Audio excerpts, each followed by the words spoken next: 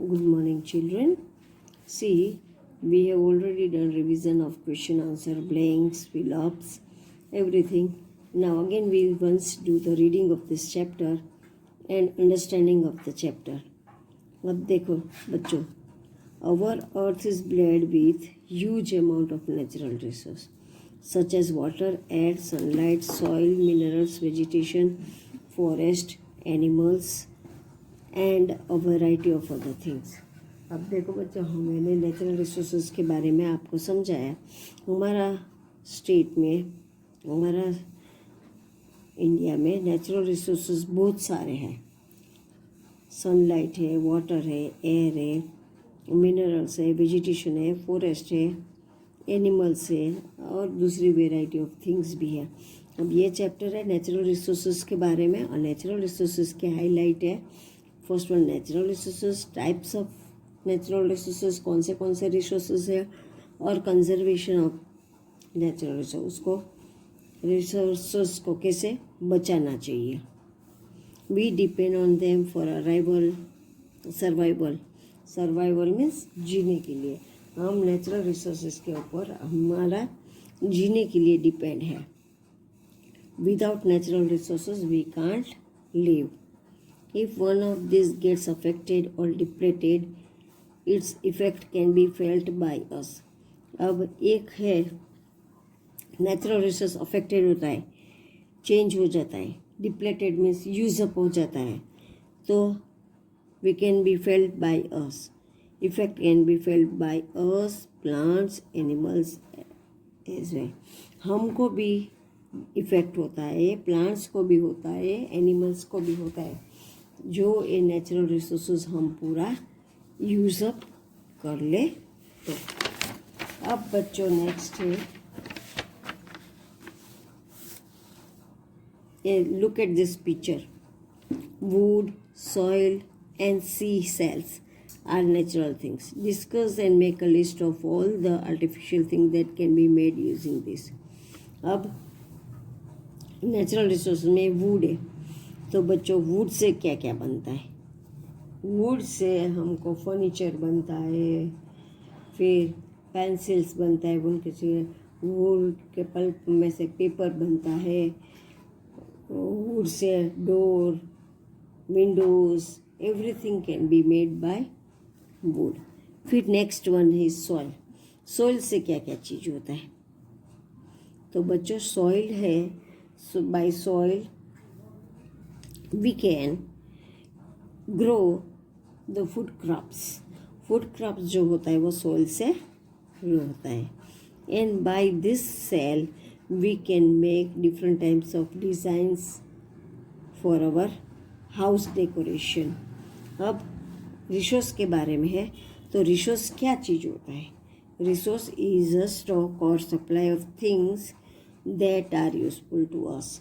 Resource जो है वो स्टॉक और सप्लाई ऑफ थिंग्स जो है हमारे डेली के यूज़ के लिए स्टॉक करके रखी चीज़ें. Things that come from nature and can be used by us is known as natural resource. Suppose plants, wood, soil, water, ये सब है वो हमारा नेचुरल रिसोर्स है. We use this resource to create other resources which are known as a artificial resource. हम जो man made बनाते हैं ये नेचुरल रिसोर्स में से मैन मेड जो होता है आर्टिफिशियल थिंग्स, उसको बोलते हैं आर्टिफिशियल रिसोर्सेज. बच्चों में ये चैप्टर भी रीड करती हूँ, आपको समझाती हूँ, क्योंकि आपको रीडिंग भी आ जाए और चैप्टर समझना भी मुश्किल ना हो जाए.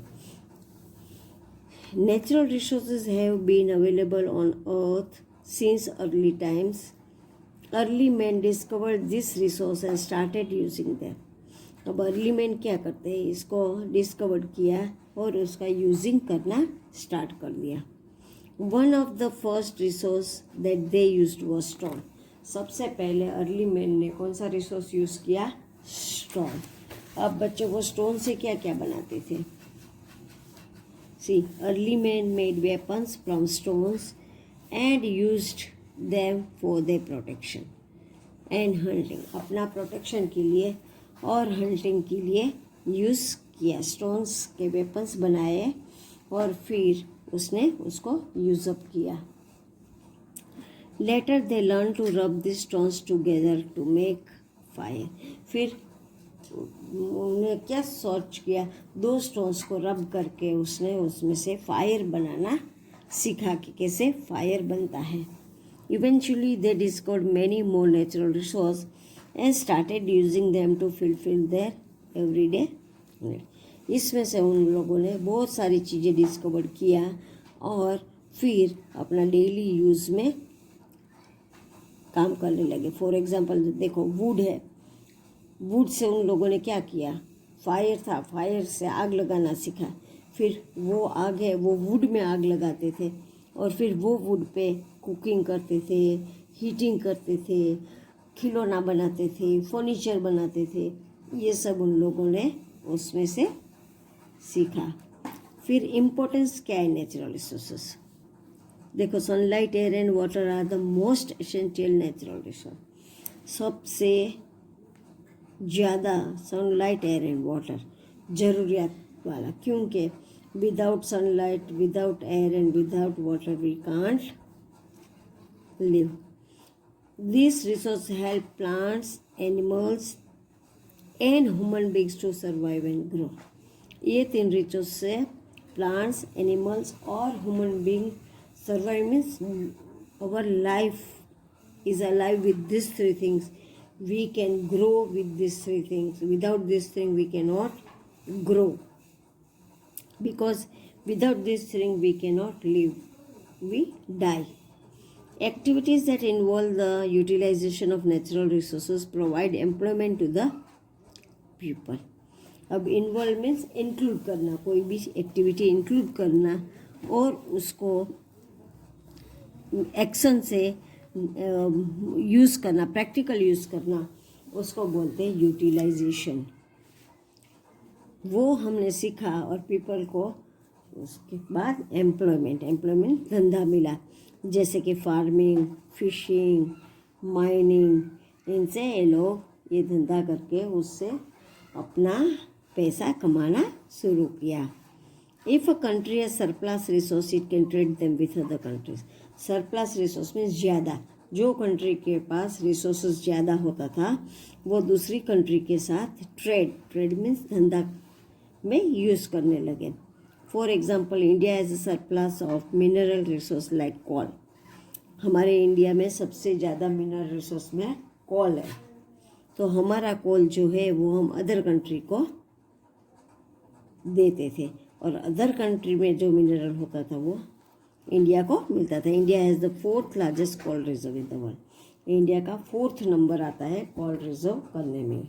रिजर्व मीन्स बहुत ज़्यादा तक जहाँ ज़्यादा होता है उसको रिजर्व बोलते हैं। Fertile soil and water help in the production of variety of crop. अब फर्टाइल सॉइल और वाटर से, वाटर नहीं होता है तो क्रॉप्स उगता नहीं है। सो फर्टाइल सॉइल, फर्टाइल में जहाँ पे क्रॉप्स ज़्यादा होता है उसको बोलते हैं fertile. Forest provide us with many resource like, forest में से हमसे कौन सा रिसोर्स मिलता है, टिम्बर, रबर, स्पाइसेस, ये तीन हमको मिलता है। टिम्बर मिलता है, रबर मिलता है और स्पाइस मिलता है। आयरन और कॉपर और and bauxite are the few example of mineral resource. Iron means लोखंड, कॉपर मीन्स जो वायर बनाने के लिए अंदर रेडिश कलर का होता है वो उसको बोलते हैं कॉपर। ये सब हमको वहाँ से मिलता है। Petroleum is a mineral that is also known as a black gold. Petroleum हमारा ब्लैक गोल्ड है क्योंकि without petrol we can't run our vehicle. So for vehicles we need petrol. So petroleum is the mineral that is known as a black gold. Now next है बच्चों types of natural, कौन से type के natural resource होते हैं। Now we get constant supplies of sunlight, air and water every day. Do you think we will always get a constant supply of gold and silver too? Discuss and give a reason for your answer. See, air, water, and sunlight are natural resources which are given by God to us. And gold and silver are the underground minerals which we have to dig it and take out from the earth. So these are made by man. Man को उसको earth dig करना पड़ता है and after digging the earth we get gold and silver type minerals. Now based on availability natural resources are classified into renewable and non-renewable. Renewable means क्या? Once we used, then we can keep it for that. Sometimes after that we can reuse it. That is called renewable. And non-renewable, we cannot use it again.